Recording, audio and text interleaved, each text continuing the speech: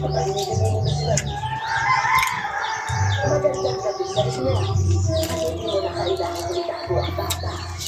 Sa katunayan nga ay may dala ko para sa inyo. Pero,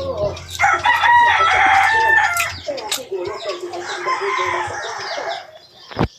Naku, pasensya na po kayo, Mana Elsa, nakita niyo pa. Okay naman po yan. Huwag niyo na kami. At saka, huwag po kayo mag-alala. Hindi lang po ito si Itay. Huwag kayong maalala. At hindi naman ako nagkakabit sa bata. Itay, hindi halika nga dito. Kumakain ka ba ng biko? Opo. Sa kapanayan ko, pagusto niyo po yan.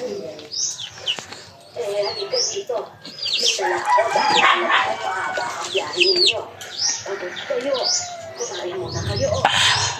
Sige na anak, huwag ka mahiya. Mabuti naman ang kagustuhan ko.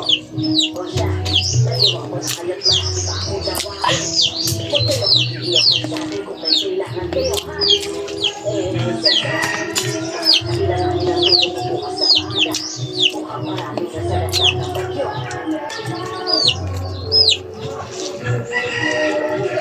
Sa bagong tira ka namin. Cesar lang ay nakatulog ng maayos ng